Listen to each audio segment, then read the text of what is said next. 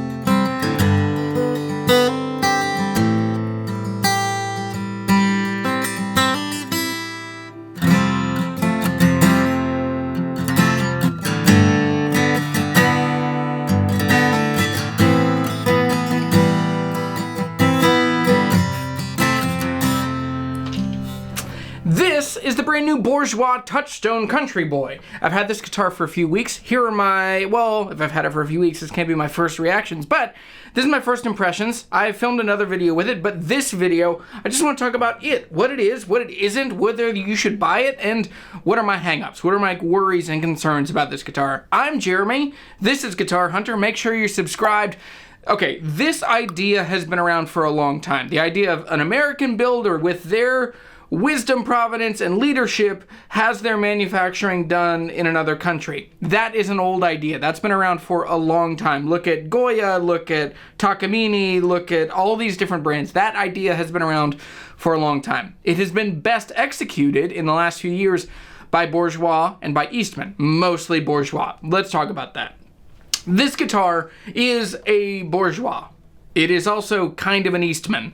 This guitar, the top is assembled and voiced. It is glued up, voiced, and then vacuum packed in Lewiston, Maine. It is then sent to China, to Beijing, to the Eastman factory.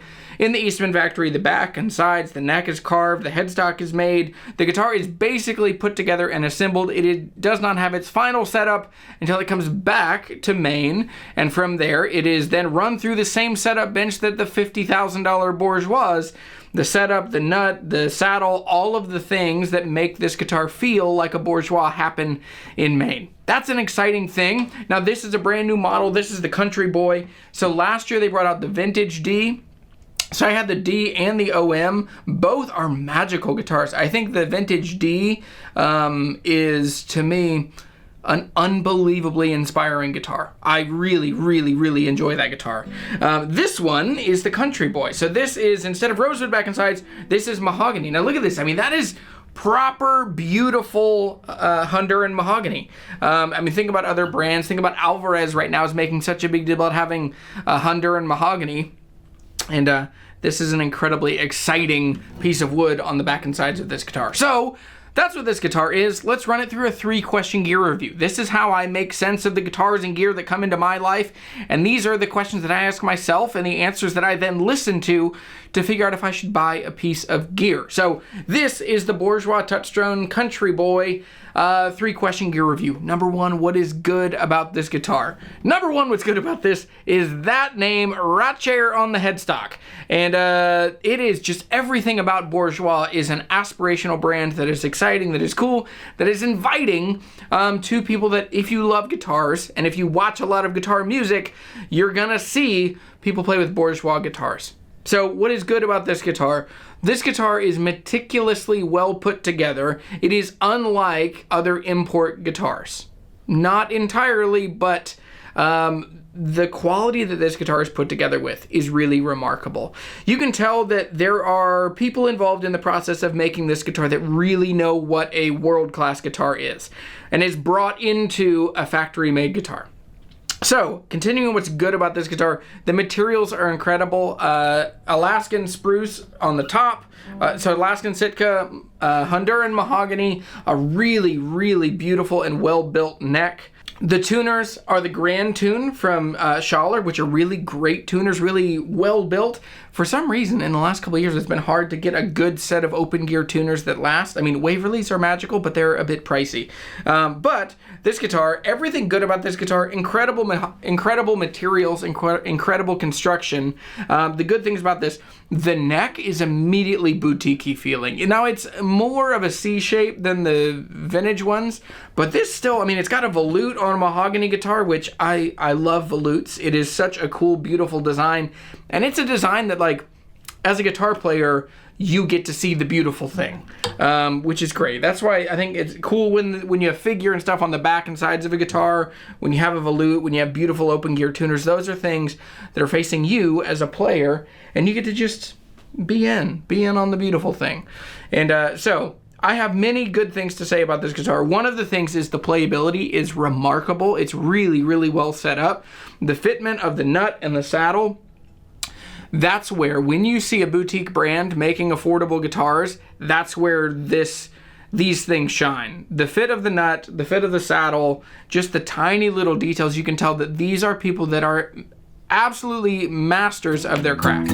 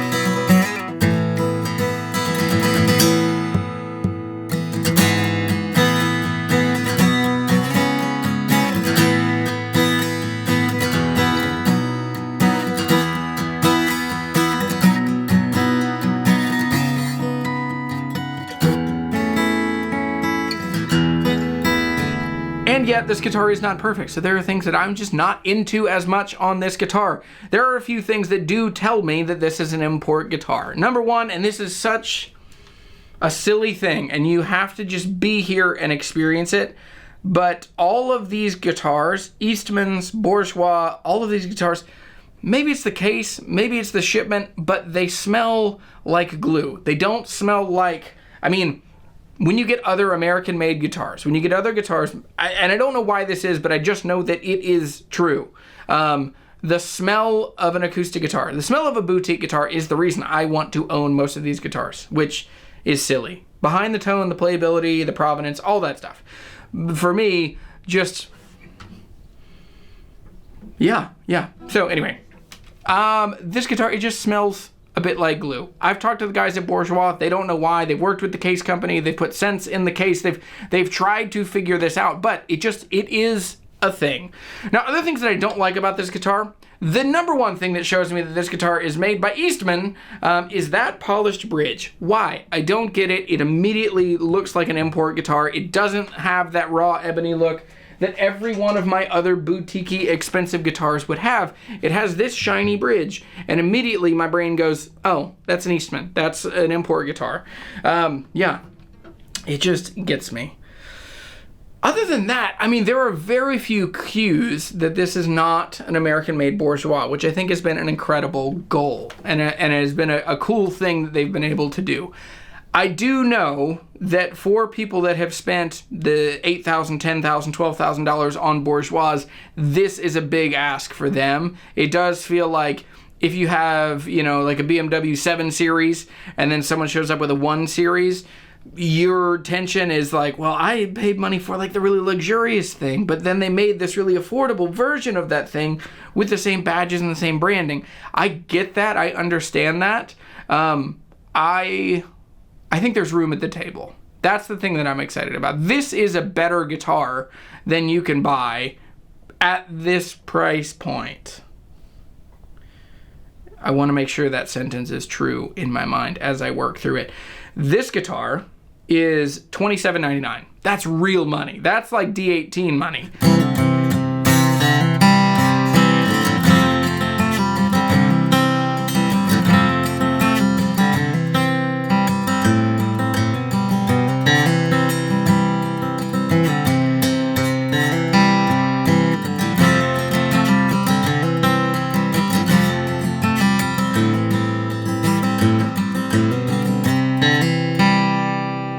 I mean, with all of that said, there are things that are still really remarkable. And so if you were me, if I were you, would I buy this guitar? Should you buy this guitar? Question number 3 in the gear review. This guitar is remarkable. It is incredibly well built. It is expert materials. There is a compromise component. Like the way that this guitar is affordable, and I'm saying $3,000 is still a lot of money. It's more money. Like you could buy a good car. Well, maybe you could buy many, many good things for $3,000. This guitar, man, would I buy this guitar? It feels like a boutique guitar. It sounds like a boutique guitar. It doesn't quite have the same level of bass and low-end response that I would expect from a guitar of this price point. But that is probably also how Bourgeois builds guitars. And so I think that as Bourgeois has done this, they have made guitars that are, they want guitars to cut through the mix, to be heard. And so usually that means take some of the bass and some of the presence from it, and it makes it to where it sits in the mix really well. I would buy one of these guitars. If I wanted a boutique guitar, if I wanted something with an expert, like a high quality feeling neck, if I wanted a mahogany guitar with a volute on the back of the neck, if I wanted a guitar that people would just look and see and be a different choice. It's not a Martin, it's not a Collings, it's not a Taylor. This is a guitar that has been known to be boutique guitars. I'm 5% conflicted on this. My reservation is still, this guitar is going to get picked on for country of origin. And I think that this guitar is absolute proof in the face of skeptics that Asian-made guitars can be incredible. They can be just as good as American-made boutique guitars, European handmade guitars. They can be just right there. But if you are someone who ever gets itchy in the guitars that you buy, the resale value on these is going to be, you are going to be in the import level of depreciation rather than the boutique level of depreciation. Boutique guitars depreciate 20-30%. These guitars, I think they're going to hit 50 or 60% in the first couple of years until people really know what they are. Now, with that said, they're a good value up front. They're a really good value if you can find them used. But man, that's just my take. And this is me as Guitar Hunter. This is me just as someone who loves boutique guitars. I've always, for the most part, chosen to chase after used guitars. But with all of that said, it's a remarkable amount of guitar for the money. It is really well built. I wish it had a little more bass. And those are my general thoughts. Thanks for watching this video. Thanks to Bourgeois for letting me borrow this guitar. And I'm Jeremy. This is Guitar Hunter. And this is the Bourgeois Touchstone Country Boy. Look at that beautiful mahogany.